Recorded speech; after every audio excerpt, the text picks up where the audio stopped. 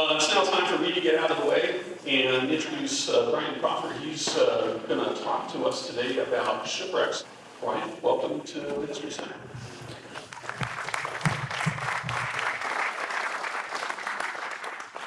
Hi there. Good afternoon. Appreciate you all coming out.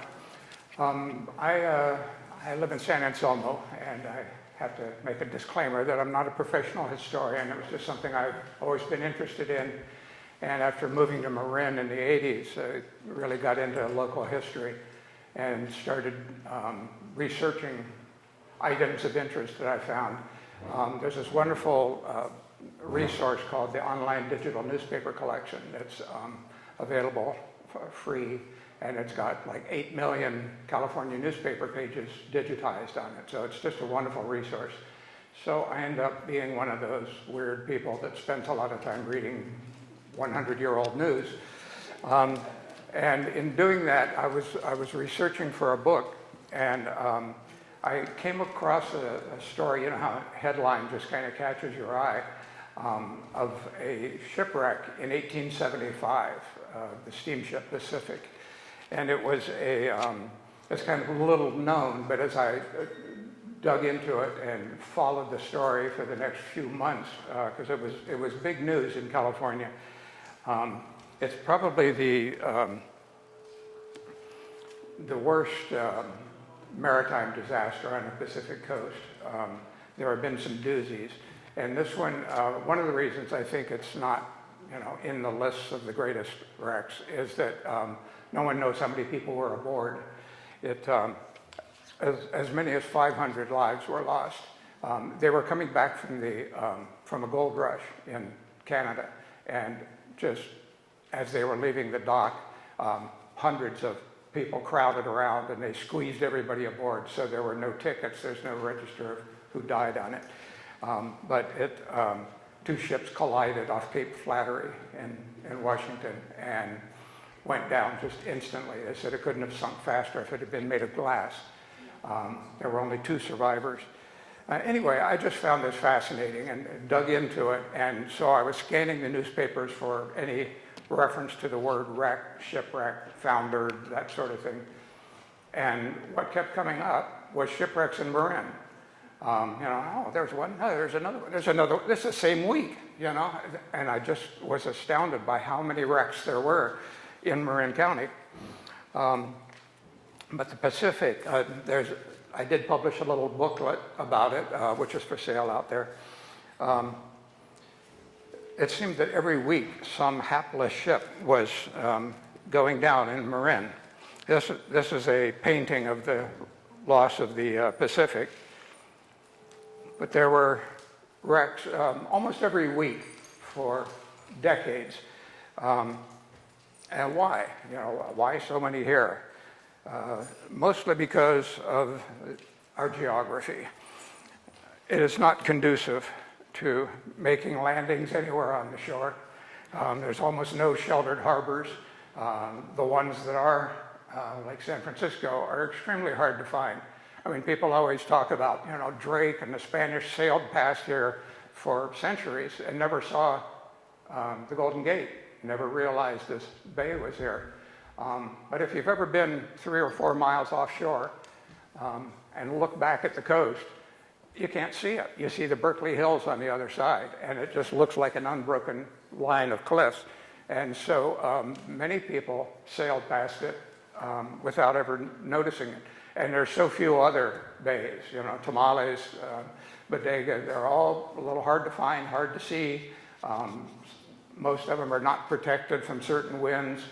So if you come ashore on this coast, you're in trouble. And the other thing, of course, is that it's so often foggy. The very first European to lay eyes on Marin, Francis Drake, he commented on the fog in 1579. Hence come these thick mists and most stinking fogges, wherein a blind pilot is as good as the best director of a course. In the 444 years since, I think hundreds of captains have strained their eyes into the murk and probably muttered those same thoughts. Marin is a graveyard of ships. There are 84 known shipwrecks on Point Reyes alone. and 50 more on Duxbury Reef. I was struck by the number and frequency of those wrecks. I started a systematic search of the newspapers and other archives, gathering the stories of the wrecks.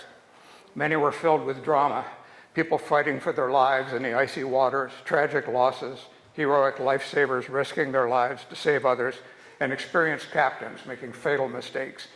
I determined to write a definitive collection of every known shipwreck in Marin. This required defining the scope of the work. Just what's a ship, what's a wreck, and what's Marin. I arbitrarily decided that a ship was anything bigger than a skiff or a rowboat. Stories of duck hunters shooting the bottom out of their skiff didn't cut. Similarly, a wreck meant actually going aground, not necessarily lost. Many of these ships were pulled off and saved, but going aground or in great distress. And then to define Marin, I used what the government uses, which is basically 3 miles off the coast. Then the county line runs right along the north shore of the Golden Gate. So the whole Golden Gate is in San Francisco County. And then a smaller area here on the east side, including all but a sliver of Angel Island, all but a sliver of Red Rock, and then up into San Pablo Bay. So a lot of times I'd look up I'd find a wreck in the paper and it'd say, it went down in the Golden Gate. And I go, which part of the Golden Gate? You know, was it in or out? So I'm sure there are some omissions. I have put out a second edition of the book that added another 100 wrecks. And then people keep wrecking. There were 4 wrecks between my first edition and second edition, so in 4 years. There are a number of existing maps and lists of shipwrecks and a number of excellent books. I collated all these lists together, eliminated the duplicates, and came up with nearly 200 incidents. By scanning the old newspapers, I came up with 200 more that did not appear in any of the published lists. With so many wrecks documented, I can really only touch on a handful of the more important and dramatic ones today. The earliest recorded shipwreck in California occurred more than 400 years ago, in November 1595. After Magellan discovered the Philippines in 1521, the Spanish encountered Chinese traders who made regular trips to Manila with their priceless silks, spices, and porcelain. New Spain produced vast amounts of silver from the Inca mines of Peru, and the Chinese would take all the silver they could get. The westward passage from Acapulco to Manila was relatively straightforward, as they could just ride the prevailing trade winds all the way. The return trip was the problem, because the winds between the 2 ports always blew to the west.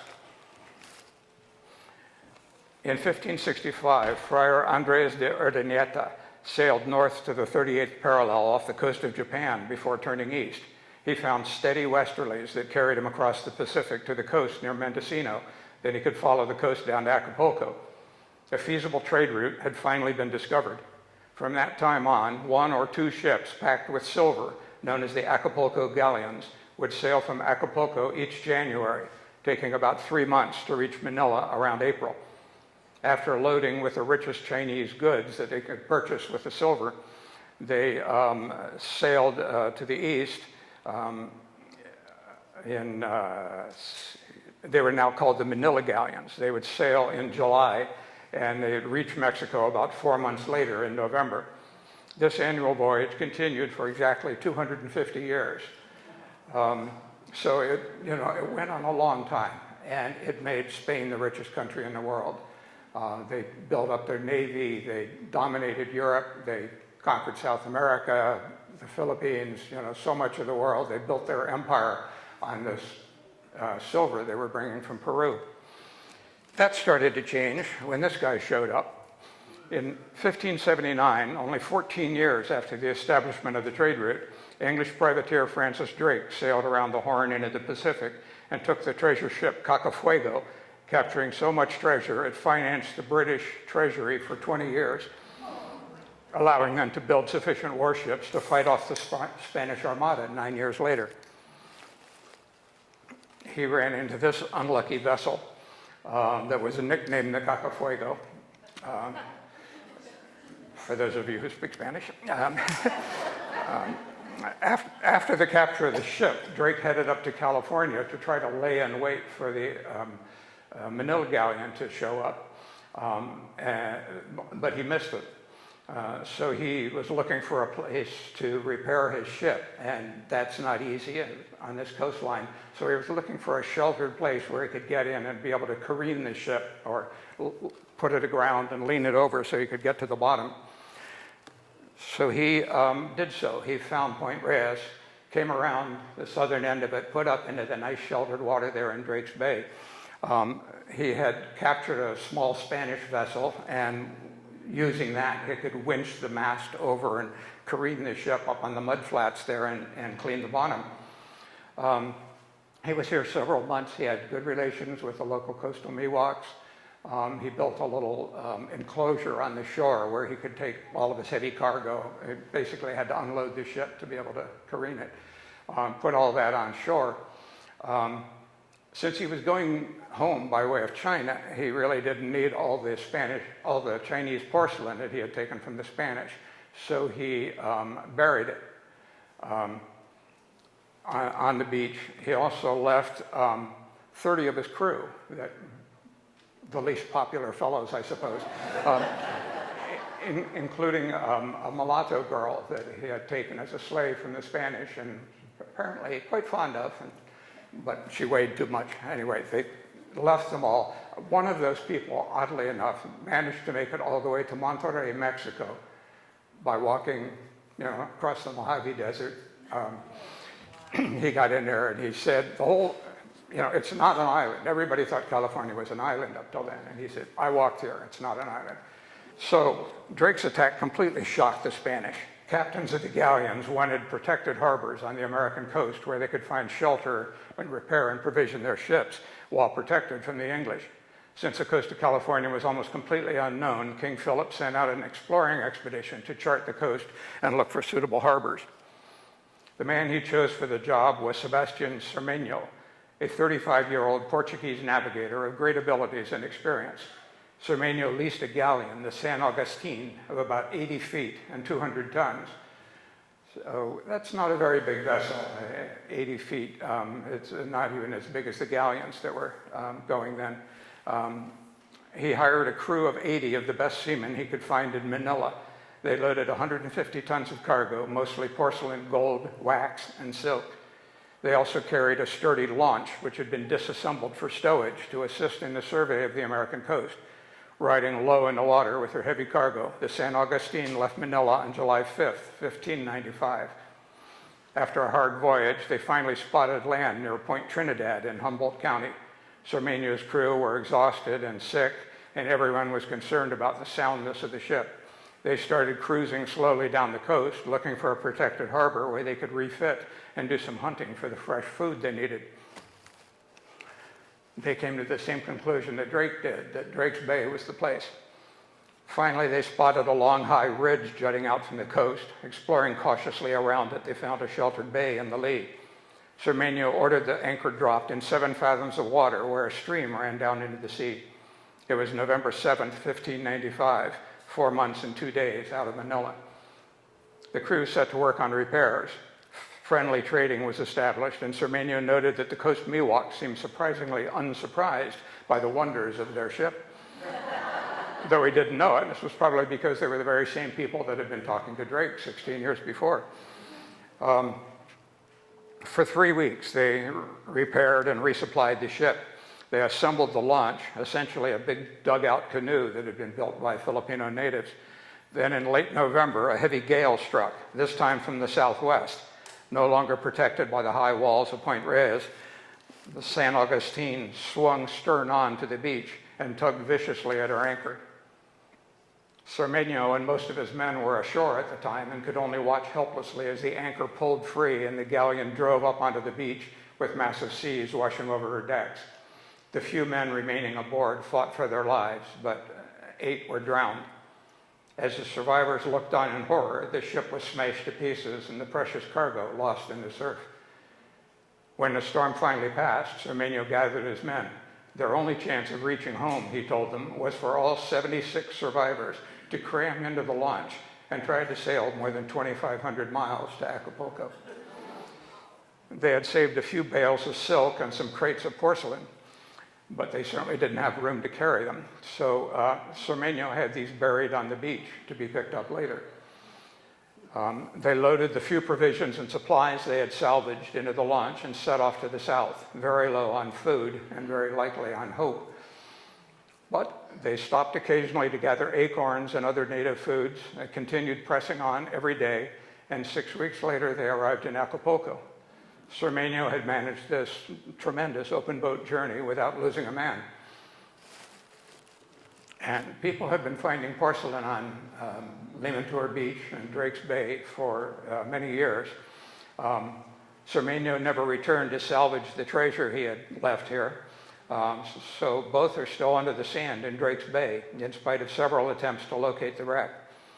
It's strange to think that of the 40,000 miles of the Pacific coastline of North America, the first two vessels to ever arrive here, completely unknown to each other, both landed on the same beach and both left a bunch of Chinese porcelain within a few yards of each other.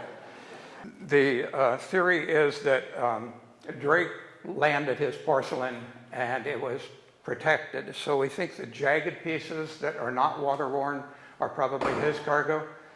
The ones from the San Agustin went through the surf and were rounded off and smoothed off, and we think those are the ones from Cermeño. They were both made in the same factory in the same city, just oddly enough. So that's still out there. There have been studies to try to find it. People have gone out with metal detectors and all, because that San Agustin should have all their cannon aboard. There should be detectable relics.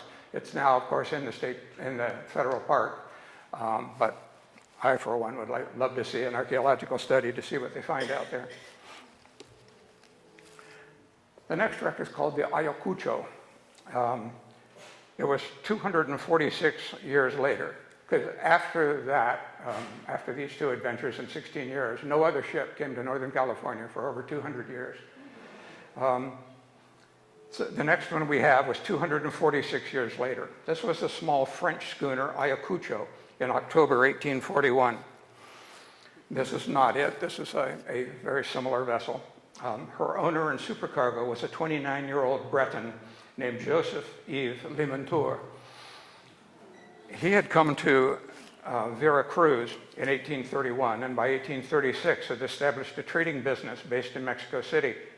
He purchased the Ayacucho and began trading between Valparaiso and California. The Mexican colonies in California were forbidden to trade with foreigners, so they were eager for manufactured goods. In October 1841, Limantour was bringing a load of valuable luxury goods from Mexico to San Francisco.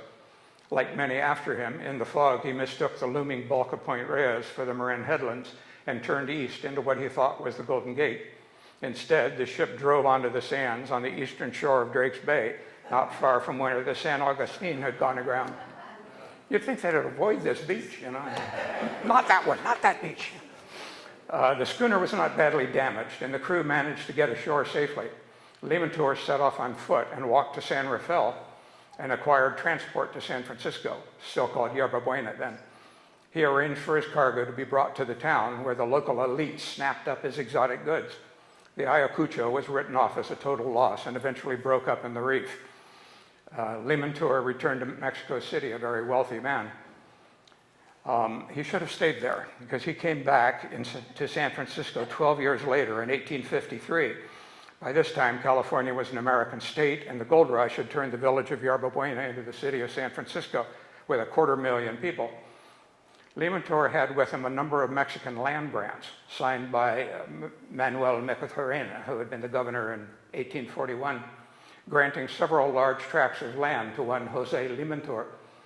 The lands claimed were enormous, over 300 square miles, including Cape Mendocino, Tiburon, Alcatraz, the Farallones, much of Monterey, Tulare, and Lake counties, and all of the city of San Francisco. Limantour's claims were taken to court, as one might imagine, and some experts initially judged that the grants and signatures were authentic, but after 4 years of legal battles, the federal court ruled that the grants were forgeries. Limantour was arrested for fraud But ever resourceful, he posted bail and skipped to Mexico City, where he died in 1885. All that remains of Limantour's supposed empire in California is the lovely beach that still bears his name. Here's another name people will recognize, the Duxbury. It barely qualifies as a shipwreck, I must say. It was built in Boston in 1833. She was only 109 feet long, though a full-rigged three-masted ship. She worked the Atlantic coast for her first 15 years, but then came the news of the gold strike in California, and hundreds of thousands of men suddenly wanted to get to California as quickly as possible. A group of 25 Harvard students and alumni decided to give up their careers and join the rush. They formed themselves into the Old Harvard Company. They raised the funds and bought the little Duxbury. They hired an experienced captain, 36-year-old William Cheever Varinia. This is the poster that they published in a newspaper trying to round up people to go with them. Especially ladies, you'll note here, a cabin fitted up expressly for ladies. Unfortunately, none of them felt like joining a 6-month-long fraternity party, and nobody took them up on it. The fare of $125 is around $4,000 today, so it was not insignificant. They left in the middle of a New England winter, set out into the Atlantic on February 9th, 1849. They knew they had many months of travel before them. The fastest ship took well over 100 days to reach California, and the Duxbury was anything but fast. But the boys were young and enthusiastic and fun-loving, and they threw themselves into the work of driving the ship south. They made up games and sports and played practical jokes on each other. One wag started a ship's newspaper called The Petrel, full of jokes and anecdotes at the expense of one boy or another. On August 21st, as they were approaching their destination, they encountered thick fog near the coast. Captain Varinia thought that they were entering the Golden Gate, but then there was a jolting halt. The Duxbury was too far north and had struck the reef at the mouth of Bolinas Bay that now bears her name. A place you really don't want to be in a boat. Fortunately, the damage was slight, and the passengers and crew pulled the ship off the reef with her boats and sent her back into open water. The next day, they arrived in San Francisco, sold the ship, and headed for the gold fields. One of the members of the company was a dentist, Dr. Galen Burdell, who later founded the town of Point Reyes Station and who owned the Rancho Olampale. Mount Burdell in Nevada was named for him. The next one is another name most people will recognize, the Tennessee. It was a beautiful, fine, new first-class vessel built in New York in 1848, intended for the run between New York and Savannah.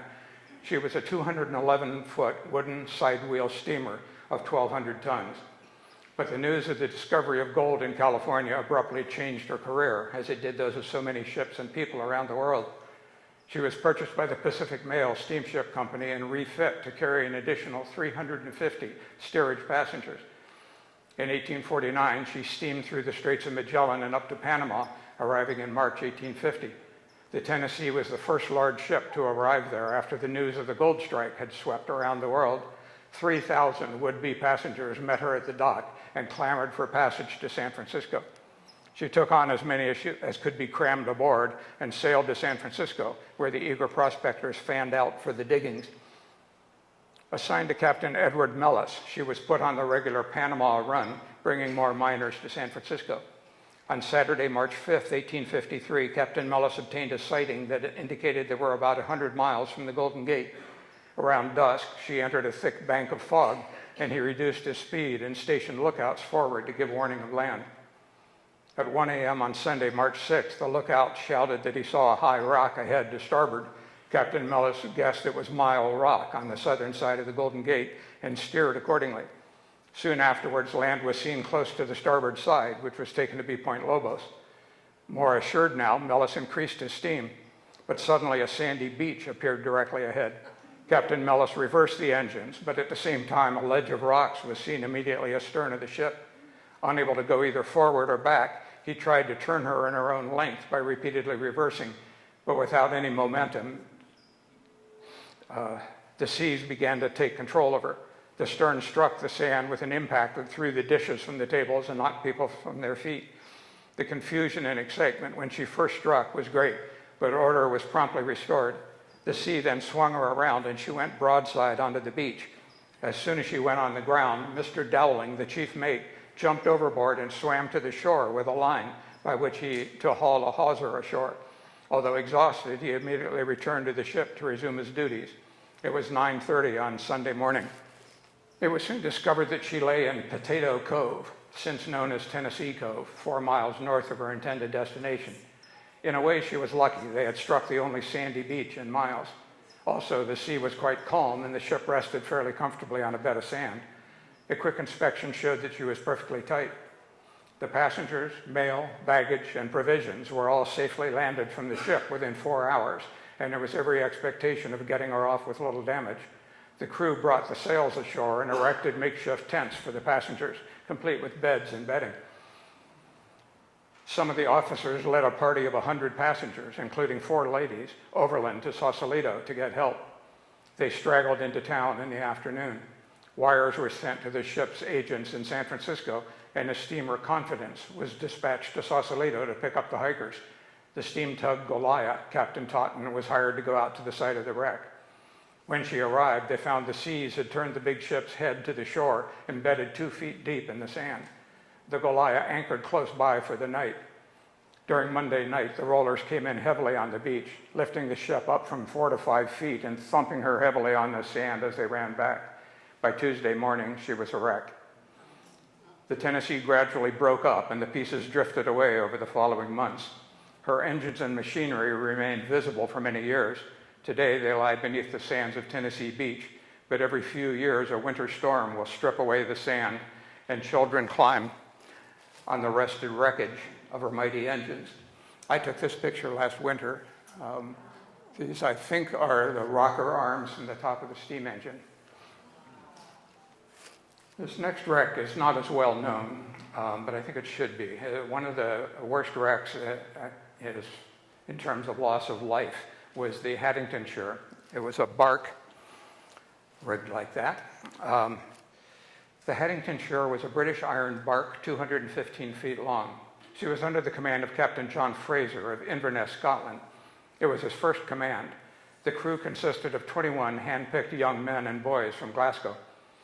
Her maiden voyage was to the Columbia River in Oregon. There they loaded more than 17,000 cases of canned salmon and 12,000 barrels of flour, worth over $100,000. On the 4th of July, 1885, she left Astoria bound for home. Captain Fraser wished to impress his owners with a quick trip, so he carried as much sail as possible. As they approached the equator on the 25th of July, they were struck by a sudden severe cyclone that knocked the bark flat with her mast down in the water. After 2 terrifying hours, she slowly righted, water pouring off her decks. When they called the roll of the crew, they found 4 men missing.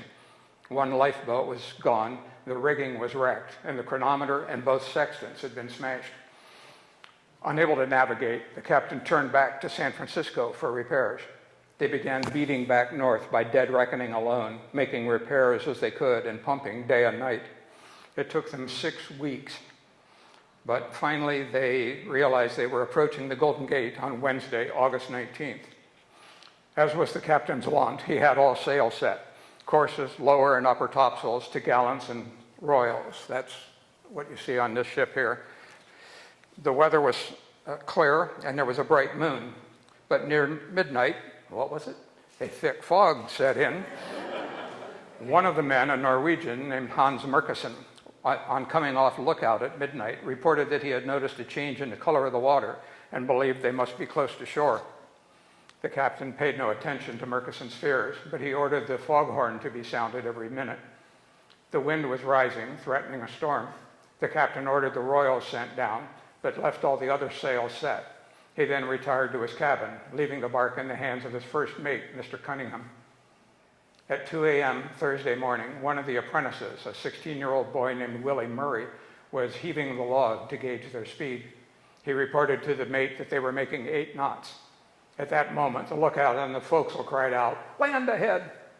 Mr. Cunningham peered forward and thought he saw a light flash out briefly from high above. He shouted for the captain and called all hands to reduce sail, but the Headington Shure drove onto a sandy beach at nearly full speed. The bark heeled steeply to starboard and began pounding heavily on the sand. Big waves were sweeping completely across the deck. They clung there until about 3:30 in the morning, when the violent motion and the waves started to carry away parts of the rigging. Seeing that the mast could not stand much longer, the captain ordered the men back to the deck. Hans Murkison tried to climb down the rigging, but the steward was beneath him and seemed frozen in fear. The Norwegian grabbed a backstay and slid down to the deck. Just as he did, the mainmast collapsed over the side, pulling the mizzen down with it. Everyone was thrown into the water. Murkison was washed into the sea with the captain and steward. He was the strongest swimmer and tried to lead the other men toward the shore. The waves were tossing around crates of salmon, and the three men became separated in the melee. Murkison was caught by a huge breaker and thrown up onto the beach. He slammed down onto the sand so hard that he was knocked unconscious. After the mast came down, young Willie Murphy found himself on deck, tangled in the broken rigging. He crawled up out of the wreckage, but an instant later, a wave swept him overboard into the icy sea. He could hear men screaming and crying for help, but it was so dark he could see nothing. All the events of his life passed before his eyes, and especially the faces of his family and images of his home in Scotland. Terrified and exhausted, he gave up all hope and resolved to breathe in water and drown to end his misery. He sank, and the water closed over his head, but almost immediately his toes touched sand. Regaining hope, he pushed off the bottom and resumed his struggle, though the surf dragged him back out again and again. He was slammed down hard on the sand and twisted his ankle painfully. He leaped up and hobbled up the beach out of reach of the waves, then collapsed and fainted. When he awoke, he guessed that several hours had passed. He sat up and looked around. He had no idea where he was. It was still very foggy, but there was the faintest hint of dawn. He was soaked and shivering in the icy wind. He couldn't see the ship or any of the crew, just a long, straight beach running off into the darkness in both directions. He called but received no response. His ankle was very swollen and painful. He struggled up the beach to a line of scrubby sand dunes and made his way along them until at last he came upon a path. He followed it inland until he caught the familiar sound of cows lowing. Then some buildings loomed up out of the dark. He went to the nearest one and banged on the door. He kept banging until he saw a light moving inside. A man opened the door and Willie collapsed into his arms. "Ship," he gasped, "on the beach, need help." The man sat the exhausted boy at his kitchen table and called for his wife, who came down and started fixing a cup of tea. Willie was soaked and covered in sand and seaweed. They toweled him down and wrapped him in a warm blanket. The rancher poured a large splash of rum into the boy's tea before handing it to him. The rancher explained that he was Peter Reinhold, his wife Johanna. They ran a dairy ranch, now the historic Bee Ranch, in the remote windswept lands behind South Beach on Point Reyes.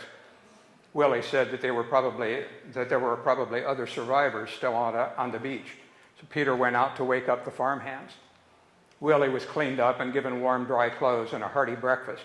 Peter came back in to say that they were leaving for the beach. Willie's ankle was so sore he couldn't go with them. Peter and his men got their horses and rode down to the beach, arriving just as day broke, 100 yards offshore were the twisted black remains of a large ship. Her masts were down, waves were breaking over her, and she seemed about to break up. There was no sign of anyone on the wreck or on the beach. They shouted and waved their lanterns, but got no reply. The men split up, heading each way to search for survivors or bodies. One party soon came upon a man lying face down on the sand. As they gathered around, they were reluctant at first to touch the body and whispered among themselves. Suddenly, the apparent corpse raised its head and looked at them, as startled as they. He told them that his name was Hans Murkison, able seaman. He had left the ship with several other men and thought that they had probably reached the shore too. While the men continued their search for other survivors, Peter Reinhold offered the seaman his horse to ride to the house. Like many sailors, the Norwegian was unaccustomed to riding. He looked askance at the horse. If it's all the same to you, sir," he said, "I'll walk." Accompanied by one of the men, he trudged off through the deep sand toward the house. No other survivors were ever found. A week after the wreck, a man named Owen Smith found a body tangled into kelp along the tide line. He covered the body and walked 25 miles to Alima to call the county coroner, Edward Eden, in San Rafael. Eden and a reporter drove his hearse to the Alima Hotel, where they met the British consul, George Stanley, and the young apprentice, Willie Murray, who told them the story of the voyage and wreck. They then left to go see the body that had been recovered. The wind was brisk and cold on the beach. They gathered around, and Coroner Eden pulled back the cover to reveal the body of a boy. His clothes were filled with sand, his hair tangled with seaweed, and his face sunburned. His eyes were open and bright, and he appeared to be asleep. Willie burst into tears at the sight and said that the boy was his friend and fellow apprentice, Frederick Popham. He was buried in a potter's field at Olema, and I managed to find the burial record. Can't find the grave. There was no stone, apparently. But more than 100 residents of the town showed up for the boy's funeral. None of the other 19 bodies was ever recovered. When it was all over, Consul Stanley asked Willie and Hans their plans for the future.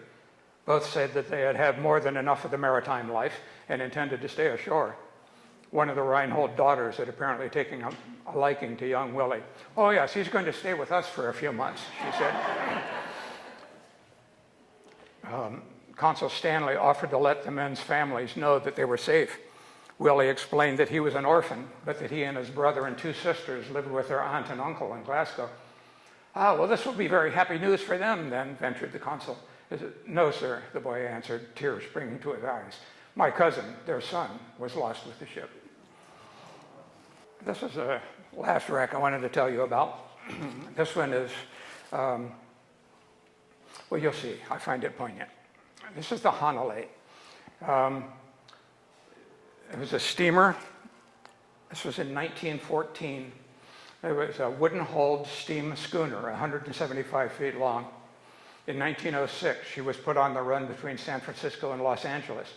She was so popular with Los Angeles students coming to college in Northern California that she became known as the University Boat. Jack London sailed in her to gather material and inspiration for his books. In 1913, she began ferrying lumber and passengers between Eureka and San Francisco. On Sunday, November 22nd, 1914, the Hanalei left Eureka for San Francisco with a full load of shingles and railroad ties. She also carried 35 passengers. Many of them headed home for Thanksgiving later that week. She had a crew of 31, commanded by Captain John Carey. A heavy fog came in during the night, and visibility was reduced to near zero. About 10 Monday morning, Captain Carey got a good sight through the fog on the rocky bluff of Point Reyes. He estimated that he was 3 miles off the point. He told his second mate, William C. Reese, that they would steer a course to clear Duxbury Reef and then head for the entrance to the Golden Gate. At 11:30, he retired to his cabin, leaving Reese in charge. At 11:45, he went below to have lunch. At 11:50, the lookout at the bow suddenly sang out, "Breakers ahead." First Officer Thomas Scotty McTeague was washing up in his cabin when he heard the call. He rushed to the bridge, but before he got there, the Hanalei was on the rocks. McTeague reached the bridge and found Reese staring dumbly at the cliff only 40 yards away. I thought I heard the Duxbury Reef whistling buoy, and I hauled the ship in," said Reese. McTeague turned to the radioman, Lauren Lovejoy. "Send out an SOS at once." Lovejoy went into the radio shack and began hammering out the Morse code. Yes, by great good fortune, the Hanalei was the first ship on the West Coast to have a radio. And so many of these wrecks, I mean, if you buy the book, there's this wreck after wreck where people are on the rocks on Point Reyes or some nameless place and no way of getting help, and they were completely on their own. This was different. They now had radio. And the Marconi radio station, the largest radio station in the world at the time, was 100 yards away on the top of the cliff. So things didn't look so bad. Captain Carey rushed out onto the bridge. "It was my fault, Captain," said Reese. "I turned too soon." And if you read the accounts, there was more to this discussion. They were not pleased with his decision that he had disobeyed orders. Carey peered up at the 200-foot cliff looming over the bow. He could see at once that they were stuck fast, but he thought that since they were so close to shore, they would be rescued fairly easily. Frightened passengers were already pouring out onto the deck. Women were screaming, and every time the ship slammed down on the rocks, there were more cries and shouts. The ship's whistle blasted out loud enough to be heard in Bolinas. Captain Carey went out on the wing bridge and called down to the throng of passengers milling around on the foredeck. Everyone, please keep calm. As you see, we have run aground, but we know where we are. That's the Marconi wireless station at Bolinas, right up there. There will be people coming to help. People began to gather on the top of the bluff. They could look right down onto the deck of the Hanalei, but there was no possibility of climbing down the cliff to help. Between the blasts of the whistle, they shouted down to the ship that the lifesavers had been called from Point Bonita and Fort Point. The SOS was heard by several vessels, and by the end of the day, no fewer than 12 vessels were standing by just offshore. The problem was that the Hanalei had grounded so close to the shore that there were rocks all around her, preventing boats from approaching. At the same time, the pounding waves made it impossible to get to the wreck from shore. Several hundred people came out from Bolinas and gathered on the beach closest to the wreck, but there seemed to be no way to help. 2 lifeboats drifted ashore, but when they reached shore, they were both swamped and empty. It was later learned that 4 men had made it back to the steamer, and 1 was drowned. At 2:30 that afternoon, they decided to try to shoot a line to shore. First mate Scotty McTeague set up the Lyle gun on the hurricane deck and aimed it at the cliff top and pulled the lanyard. The barrel of the little cannon exploded, and the projectile struck McTeague in the belly, sending him flying across the deck and breaking his ribs. The Hanalei settled deeper between the rocks, and waves started to come aboard. The passengers and crew huddled on the raised hurricane deck aft. Later in the afternoon, a motor lifeboat arrived from the Point Bonita life-saving station. They tried several times to approach close enough to take off passengers, but each time the waves threw them back. Around 4 o'clock, there was a violent grinding crash and screams from the wreck. The Hanalei's keel had snapped in two. The stern swung around almost at right angles to the bow. Just before sunset, a second life-saving boat arrived from Fort Point. They too failed to reach the wreck. Captain Carey launched the last remaining lifeboat, trailing a line to the Hanalei. It contained 4 of the crew and 1 passenger. For a moment, it rode the waves, but then it capsized in the breaking surf and the line snapped. 3 men clung to the boat and were saved when it washed ashore. The 4th man grabbed onto the line and was pulled back aboard the Hanalei. The 5th man was lost. As the ship continued to break up, people were pressed farther back onto the stern. Captain Carey sent the 10 women and 3 children, including a baby, to the top of the deckhouse, the highest point of the ship, where they clung to the rigging of the mast. Since they had lost power, radio operator Lovejoy climbed up there with them and used a flashlight to signal the shore. Someone from the Marconi station drove a car out to the edge of the cliff. By covering one of the headlights, he could reply to Lovejoy's messages. The people on the beach built bonfires to light the scene and provide some cheer to the desperate people on the wreck. The government vessels offshore turned their powerful searchlights on the wreck, casting the scene into glaring chiaroscuro. There was a brief break in the fog, and the people on the beach and atop the cliff could clearly make out the people on the wreck, one solid mass of squirming bodies clinging to whatever they could grasp as the waves swirled around their waists. The fog soon closed around them again. The San Francisco Examiner arranged to send a larger Lyle gun and the crew of the Golden Gate life-saving station to the scene of the wreck. The crew and gun were shipped from the Golden Gate Park to Sausalito. A truck met the lifesavers at Sausalito and began the long journey to the site of the wreck. At 5:45 p.m., Elwood Schwerin, a UC student from Berkeley, volunteered to try to swim a line ashore. He tied a line around his waist and threw himself into the waves. He swam toward the roaring bonfires on the beach, but again and again he was pulled under and nearly drowned. With an almost superhuman effort, he managed to reach the shore and was pulled up onto the beach in a fainting condition. His first words were, "Did you get the line?" But in his struggle in the waves, the line must have slipped off, for it was no longer attached to his waist. He collapsed, and the lifesavers had to revive him. 3 other passengers tried to swim ashore. Only 1 survived, and he was pulled from the water unconscious. The Point Bonita lifesavers landed on the beach and set up their own Lyle gun. Around 11 that evening, they fired a line toward the wreck. The first line fell short. They loaded their second charge, and this time the line bounced off the side of the vessel before anyone could grab it. They only had the 2 charges and could do nothing more. At midnight, the watchers on the shore heard singing. It was the people on the Hanalei singing hymns to keep up their courage. They sang throughout the night, periodically interrupted when the wreck gave a lurch or a wave swept over them. At 2:30 a.m., a truck slid to a stop at the top of the bluff. It was the Examiner's newspaper truck with the crew from the Golden Gate Lifesaving Station and the big 150-pound Lyle gun. The news was flashed to Lovejoy, and cheers could be heard from the ship. A battery-powered searchlight had been set up on the cliff, its beam illuminating the wreck, but the attempt was complicated by the fact that the wreck was rapidly breaking up. Only the aftermost section remained above water, black with struggling figures, but it was only a few yards square. Nelson fired the line toward the ship, but it fell wide.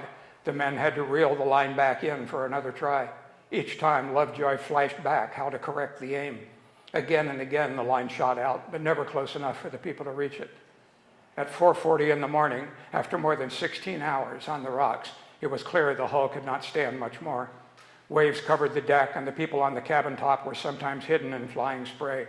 Those watching helplessly from the shore could clearly hear the people on the ship singing, "Nearer, my God, to thee." By the way, the same anthem that was sung on the Titanic. Suddenly, the lovely old hymn was broken off by a loud grinding groan of wood and a howl of despair. Lovejoy flashed the message, "The Hanalei is breaking up. We are taking to the water. May God save us." The Coast Guard cutter McCulloch was close enough that they, quote, "saw the wooden timbers of the doomed vessel bulge open, close, open again, and then burst like a watermelon struck with a sledgehammer," unquote. Nearly 60 people were thrown into the sea.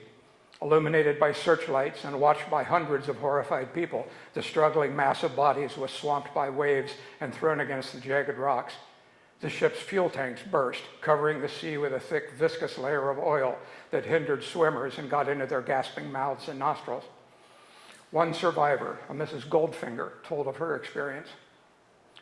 "We all gathered in the stern, which was high in the air, although the spray broke over us and we were all soon drenched and cold. The noise of the breakers mingled with the cry of the little Franz baby.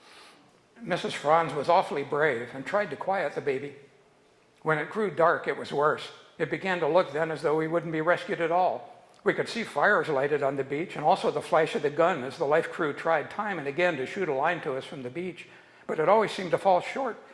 I think all of the women and even some of the men cried a little when the lines fell short. The shore looked so near, and yet we were barred from it by the impassable barrier of rocks and angry waves, which even then were tearing the ship to pieces.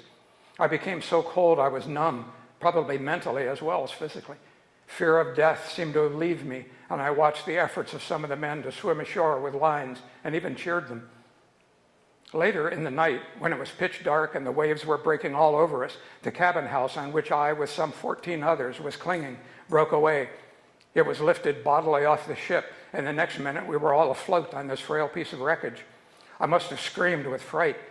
There we were, adrift on this wreckage, and we could dimly see the dark outline of the ship as it pounded on the rocks, nearly covered with the flying spray, and to see men who still clung there. Then our piece of wreckage bumped on a rock, and a great wave broke clear over us, sweeping us to one side, although we were all holding on for dear life. Mrs. Franz gave a scream, and I saw a wave tear the baby right from her arms. She must have fainted after that, for she sank down, and I thought she was dead. Then I saw the little babe floating away on the crest of a great wave, and it vanished in the night. Oh, it made my heart sick even to think of it. We were helpless and expecting to go to our death any moment. Just then, our wreckage hit a rock with terrible force and broke into what seemed to be 1,000 pieces. We were all flung in all directions, and I seemed to go clear down to the bottom of the ocean before I finally came to the surface, nearly drowning and crying for help. There were cries all about me from men and women. Then a big piece of wood bumped into me, and I grasped it. I flung my arms around it and found it was a big railroad tie. I hung on for all I could, and it seemed as though the sea was trying to tear me away from it. They tell me that I clung to that tie for 2 hours in that icy water, buffeted by the foaming waves. My only thought was to hang on. After what seemed hours, I was rescued by the McCulloch. I can still hear the shrieks and screams of those who went down, and I am so numbed by the terrible experience that I can scarcely realize I have been saved. The horror of it all will remain with me till I die. Another large portion of the wreck floated toward shore with 20 people clinging to it. When it was 100 yards offshore, someone managed to shoot a line aboard, and people tailed on to haul them in. But a spar projecting from the wreckage caught on a submerged rock and caused it to capsize. The water was dotted with struggling swimmers and floating bodies. The wreckage was washed up onto the beach, and the lifesavers waded out and rescued 6 men still clinging to it, including Captain Carey and First Mate McTeague. Other lifesavers and citizens ventured out into the waves to try to reach people still struggling in the water. Boats from the government ships also nosed about as close to the rocks as they dared, picking up both survivors and bodies.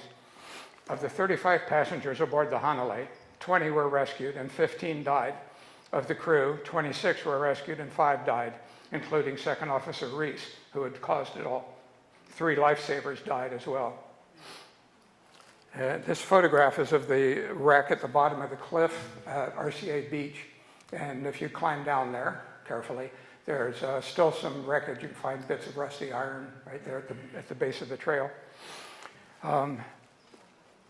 Just before I close, I want to honor the men of the United States Lifesaving Service, founded in 1848. The service established stations in the fog-shrouded waters around San Francisco, Golden Gate Park in 1877, Fort Point in 1899, Point Reyes in 1890, Point Bonita in 1899, and Bolinas in 1915. Just too late for the Hanalei. That same year, the service was merged with the United States Revenue Service to create the Coast Guard. These men went out in the most appalling conditions, in many cases giving their lives to save others. My book is full of their brave deeds. Were it not for the vigilance and courage of these men, the toll of the dead would be far higher than the 200 people known to have died in Marin County coast. So these are the stories of 6 of the shipwrecks of Marin. The book has more details on these, plus over 400 more. I'd be happy to answer any questions.